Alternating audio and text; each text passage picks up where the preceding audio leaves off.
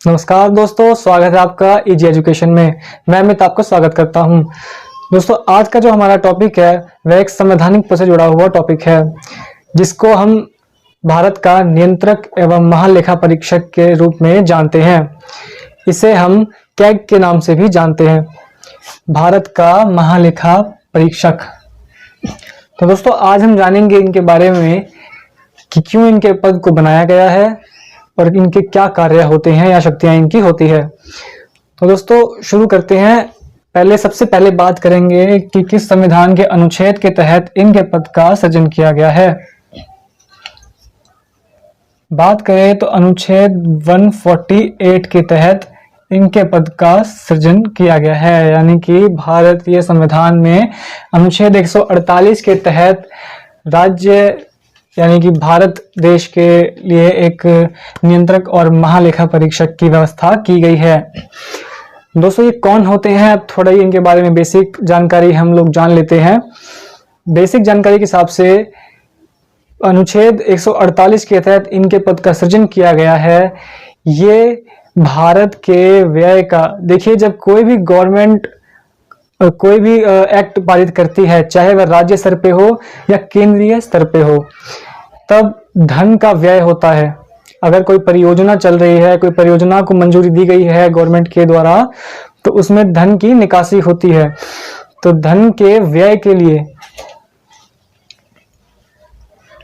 जो भी धन का व्यय होता है या जो भी धन आता है, इसका लेखा जोखा रखने वाले को हम महालेखा नियंत्रण एवं महालेखा परीक्षक कहते हैं। तो दोस्तों, नियंत्रक एवं महालेखा परीक्षक यह एक बहुत ही महत्वपूर्ण पद है। इसे संक्षेप में महालेखा परीक्षक भी कहा जाता है। यह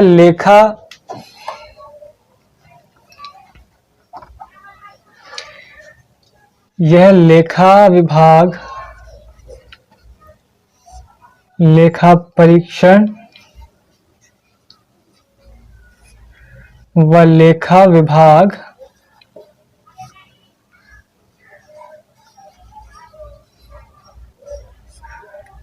इनका मुखिया होता है।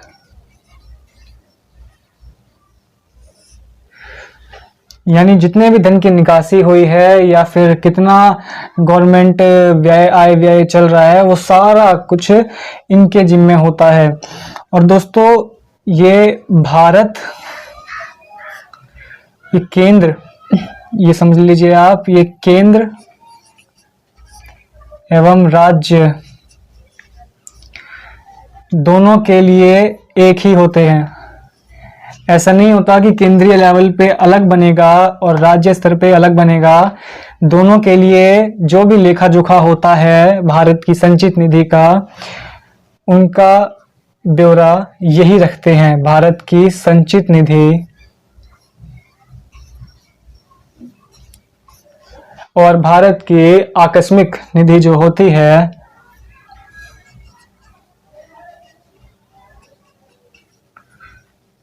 आकस्मिक निधि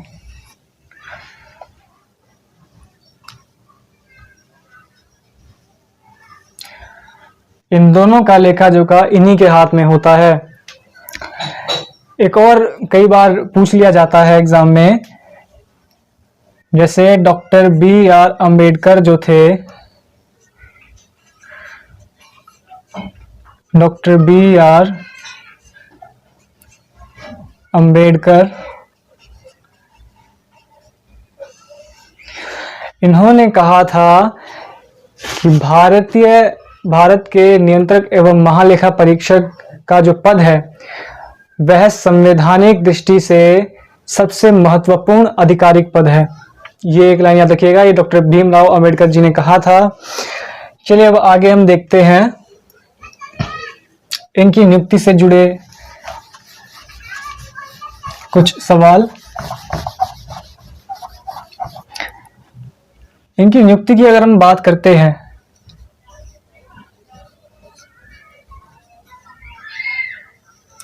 नियुक्ति एवं बात करेंगे हम कार्यकाल के बारे में। इनकी नियुक्ति से संबंधित अगर बात देखें तो इनकी नियुक्ति राष्ट्रपति करता है। कौन करता है? राष्ट्रपति।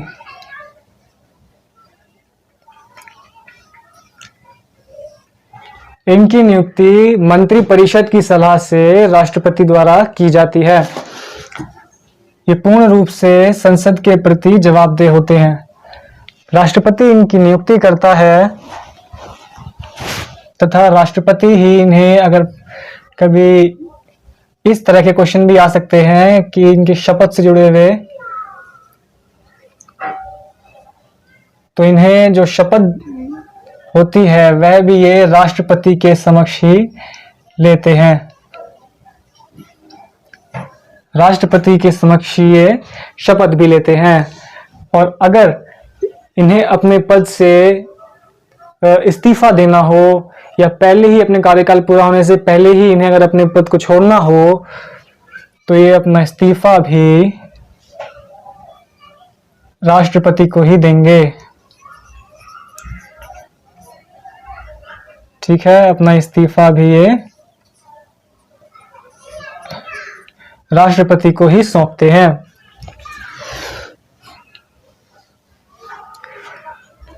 दोस्तों, इनसे इनकी नियुक्ति जुड़ा एक बहुत ही अहम बात ये आ जाती है कि इनकी नियुक्ति भी राष्ट्रपति करता है, इनको शपथ भी राष्ट्रपति ही दिलाता है, ये अपना इस्तीफा भी राष्ट्रपति को ही देते हैं। परंतु इन्हें इनके पद से हटाने का काम राष्ट्रपति नहीं करता है। इन्हें इनके पद से राष्ट्रपति नहीं हटा सकता, क्योंकि इनका कार्यकाल फिक्स कार्यकाल होता है। इनका कार्यकाल राष्ट्रपति के प्रसाद पर्यंत नहीं होता। देखिए, बात करें अगर हम इनके कार्यकाल के बारे में,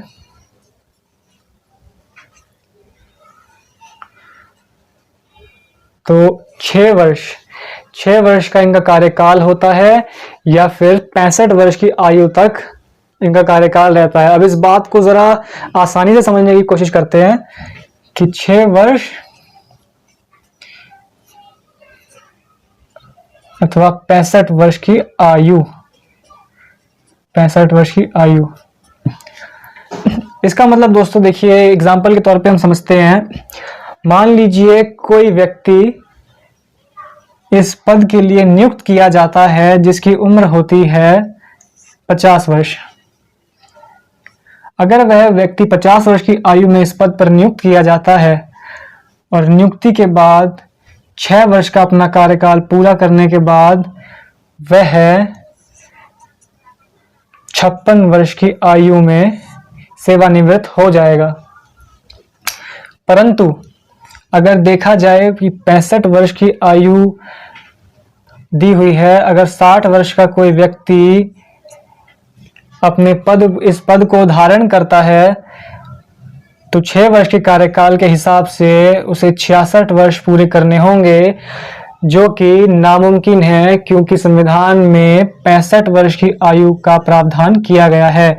यानी कि उसे 1 साल पहले ही, यानी कि 65 वर्ष की आयु में सेवानिवृत्त होना पड़ेगा, क्योंकि उसकी उम्र जो तय की गई है वह 65 ईयर है। दोस्तों, ये एक काफी अहम हो जाता है इनकी उम्र से जुड़ा हुआ भी। उसके बाद बात आती है इनके कार्यों से जुड़ी हुई। दोस्तों, इनका जो कार्य है, इनके कार्य और शक्तियों की बात करते हैं। कार्य एवं शक्तियां,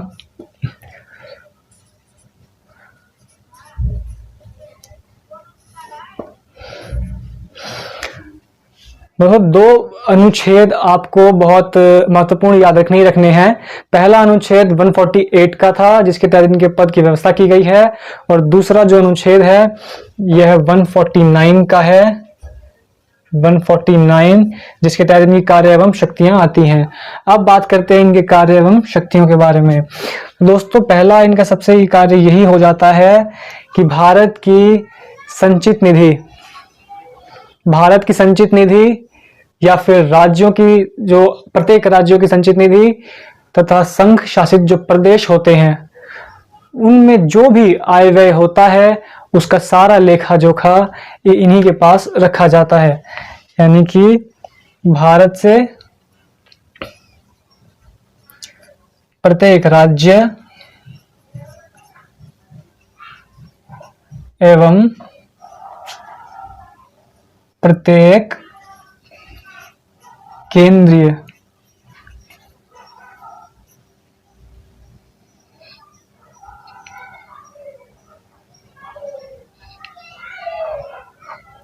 केंद्र शासित प्रत्येक केंद्र शासित प्रदेशों से जो भी धन की निकासी होती है वह सब का जो भी लेखा जोखा ब्यौरा होता है वह सब यही रखते हैं।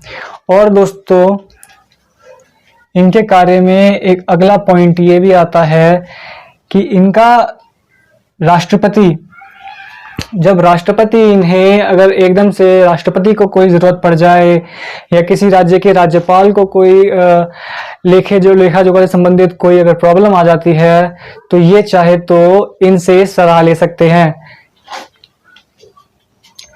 राष्ट्रपति अथवा राज्यपाल इन दोनों को अगर किसी भी लेखा से जुड़े संबंधी मुद्दों पर अगर इनकी मदद चाहिए तो ये इनकी मदद बड़ी आसानी से ले सकते हैं और इन्हें इनकी मदद करनी पड़ेगी। यानी नियंत्रक महालेखा परीक्षक को इनकी मदद करनी पड़ेगी इनसे जुड़ी हुई, क्योंकि इनका कार्य ही ये है। उसके बाद ये केंद्र से जुड़ा हुआ जो मुद्दा है, केंद्र से जुड़े जो भी लेख होते हैं उन सब को इकट्ठा करने के बाद जो राज्य से जुड़े हुए जितने भी इनका लेखा परीक्षण किया जाता है इनके द्वारा, वो सब इकट्ठा होने के बाद ये केंद्र का राष्ट्रपति को और राज्य का उस राज्य के राज्यपाल को सौंप दिया जाता है इनके द्वारा। उसके बाद राष्ट्रपति जो है वो इन्हें संसद, जो भी ये राष्ट्रपति को डॉक्यूमेंट तैयार करके देते हैं उस डॉक्यूमेंट को राष्ट्रपति संसद की पटल पे रखता है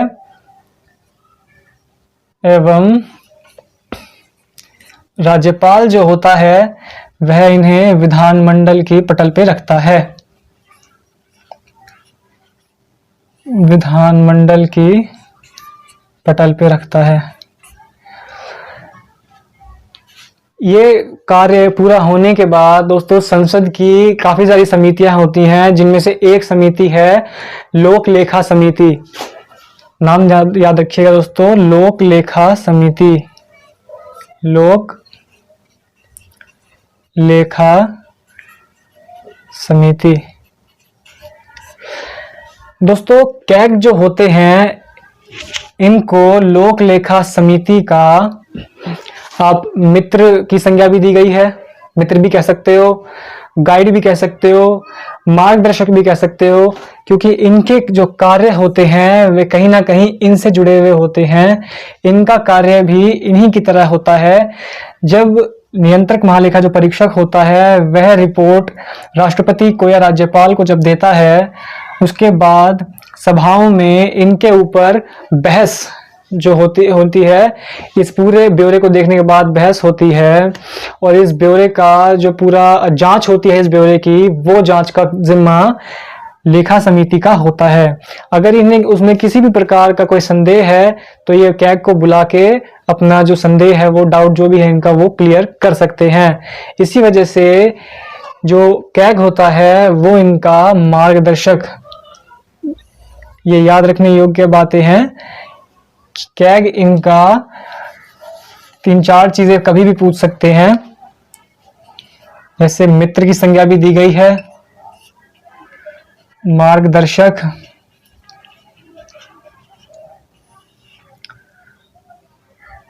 गाइड। तो ये कुछ संज्ञाएं दी गई हैं इन्हें, क्योंकि इन दोनों के काम लगभग एक जैसे होते हैं। तो दोस्तों उसके बाद हम बात करते हैं, अगर जीके से जुड़ी हुई भी ये कई बार पूछ लिए जाते हैं कि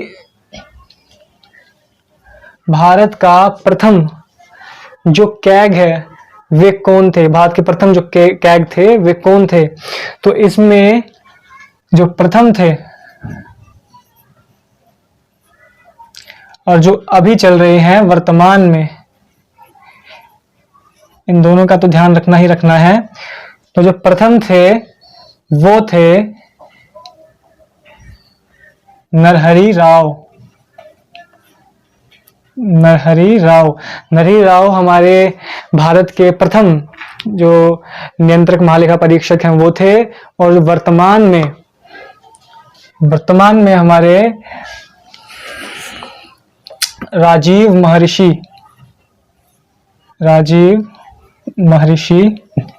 जो है वो वर्तमान में 2017 में जो है इन्होंने पदभार संभाला था।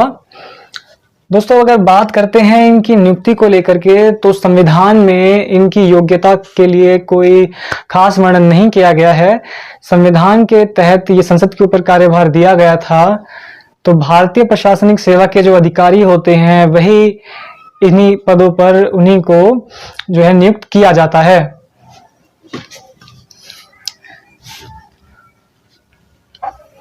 याद रखेंगे नरहरि राव और राजीव महर्षि। नरहरि राव प्रथम थे और राजीव महर्षि अभी करंट वर्तमान के हमारे कैग हैं। दोस्तों अब हम अगर बात करें इन्हें इनके पद से हटाने के बारे में, तो इनके पद से हटाना जल्दी संभव नहीं हो पाता। क्यों नहीं हो पाता इसकी भी चर्चा करते हैं। हम बात करेंगे स्वतंत्रता के ऊपर। देखिए दोस्तों, स्वतंत्रता लोक व्यवस्था में यानी लोकतंत्र को मजबूती प्रदान करने के लिए कई ऐसे महत्वपूर्ण पदों का सृजन किया जाता है जिन्हें कई स्वतंत्रताएं दी जाती हैं उनके कार्यों को लेकर। अगर ये स्वतंत्रताएं उन्हें नहीं दी गई तो उनके ऊपर किसी न किसी प्रकार की बंदिशें लग जाती हैं। तो इसी प्रकार जब महत्वपूर्ण इतना ज्यादा जो महालेखा नियंत्रण का पद होता है जो वह इतना ज्यादा महत्वपूर्ण होता है संवैधानिक दृष्टि से भी कि वह पूरे भारत का लेखा जोखा रखता है व्यय आय व्यय का। तो इसी वजह से इन्हें कई प्रकार की स्वतंत्रताएं दी गई हैं। देखते हैं क्या क्या स्वतंत्रता इन्हें दी गई हैं। सबसे पहली स्वतंत्रता दोस्तों इनकी नियुक्ति और सेवानिवृत्ति को लेकर के होती है। इनकी नियुक्ति तो राष्ट्रपति करता है, जैसा कि आपको बताया जा चुका है, हमने पढ़ा है पहले भी। इनकी नियुक्ति राष्ट्रपति करता है, परंतु इनका जो इनके पद से हटाने का जो कार्य है वह राष्ट्रपति नहीं कर सकता अपनी मनमर्जी से।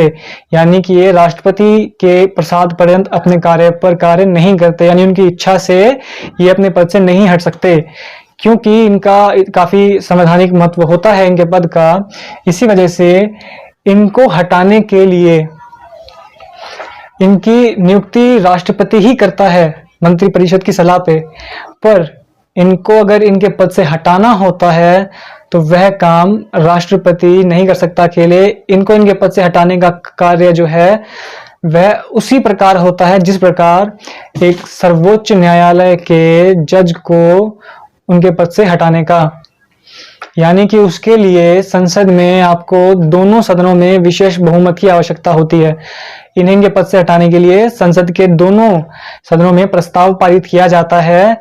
वो प्रस्ताव चाहे इनकी किसी भी गलत टिप्पणी को लेकर के है, या फिर इनके कार्य सही तरीके से कार्य ना करने के ऊपर है, या इनकी अयोग्यता को लेकर के है, जिस भी मतलब बात के लिए इनके लिए प्रस्ताव पारित किया गया है वह दोनों सदनों में प्रस्ताव पेश होना चाहिए। वहां से अगर वो पास होकर निकल जाता है तभी राष्ट्रपति की सिग्नेचर के बाद ये अपने पद से हटते हैं।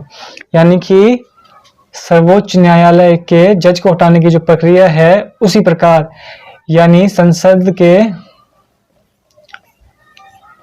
के दोनों सदनों में बहुमत। ठीक है, इनको हटाने की अगर प्रक्रिया देखते हैं, हटाने की प्रक्रिया में ठीक है जी, तो दो संसद के दोनों सदनों में पूर्ण बहुमत से इनको हटाया जा सकता है। पहला तो यही सबसे महत्वपूर्ण तो यही हो जाता है कि इन्हें हटाने के लिए राष्ट्रपति अपनी मनमर्जी नहीं चला सकते। अगर इनका पद राष्ट्रपति के प्रसाद पर्यंत रहता तो कहीं ना कहीं इनके ऊपर भय रहता, ये स्वतंत्रता पूर्वक अपना कार्य नहीं कर सकते थे। दोस्तों आपको याद होगा जो अभी कई सारे स्कैम जो निकल के आए हैं सामने, जैसे 2G स्कैम था, आपने सुना होगा, और भी बहुत सारे स्कैम्स जो थे। जब वो स्कैम बाहर आते हैं तो उन स्कैमों को बाहर लाने में जो सबसे महत्वपूर्ण योगदान होता है वह कैग का होता है।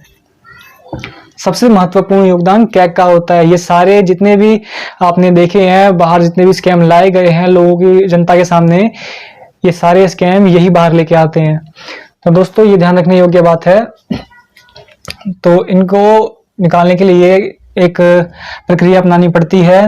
अगर इनकी दूसरी बात करें तो इनकी जो तनख्वाह और वेतन होता है वह वेतन भारत की संचित निधि, भारत की संचित निधि पर भारित व्यय जिसे कहते हैं, भारित व्यय होता है। संचित निधि पर भारित व्यय होता है। देखिए दोस्तों, इसका मतलब समझिए, भारित का मतलब क्या होता है। भारित व्यय, भारित व्यय उनको कहा जाता है जिनके ऊपर संसद में चर्चा हो सकती है, बहस हो सकती है, या और कोई बात कही जा सकती है, परंतु इस पर मतदान नहीं किया जा सकता, उसे भारित व्यय कहा जाता है। यानी इनके वेतन एवं भत्तों को लेकर के संसद में बहस की जा सकती है, लेकिन इन पर मतदान नहीं किया जा सकता। तो इसी वजह से दूसरी ये, और अगर तीसरी हम इनकी बात करें स्वतंत्रता की, तो ये अपनी सेवानिवृत्ति के बाद भारतीय सरकार यानी कि केंद्रीय सरकार या राज्य सरकार, दोनों में से किसी के भी आप कह लीजिए जो लाभ का पद जिसे हम कहते हैं, उस लाभ के पद को ये ग्रहण नहीं कर सकते अपने सेवानिवृत्ति होने के बाद। ठीक है जी, सेवानिवृत्ति, ठीक है, सेवानिवृत्ति के बाद कोई पद, ये लाभ के पद धारण नहीं कर सकते। ठीक है जी, लाभ का पद,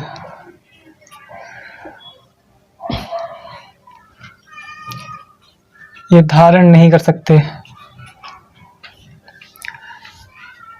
तो ये इनके लिए काफी स्पेशली बनाया गया है कि ये कोई भी लाभ का पद धारण नहीं कर सकते। तो दोस्तों ये कुछ मेन की बातें थी, महत्वपूर्ण यही चीज थी इनकी स्वतंत्रता से जुड़ी हुई। और अभी के जो हमने अभी चर्चा की, जो राजीव महर्षि जो अभी के वर्तमान के हमारे कैग हैं, ये नंबर 13, ये भारत के 13वें जो है वो कैग है, राजीव महर्षि। राजीव महर्षि भारत के 13वें कैग है। इनकी नियुक्ति 2017 में की गई थी। ये भी करंट से जुड़ा हुआ सवाल है। 2017 में इन्होंने अपना पदभार संभाला था, राष्ट्रपति ने इनको शपथ दिलाई थी। तो दोस्तों ये हमारा आज का टॉपिक था। उम्मीद करते हैं, आशा करते हैं कि आपको ये टॉपिक काफी अच्छा लगा होगा, पसंद आया होगा। अगर आपको टॉपिक पसंद आया है तो इसे लाइक कीजिए, शेयर कीजिए, और अगर आप इस चैनल पर नए हैं तो इसे सब्सक्राइब करना ना भूलें। Thank you.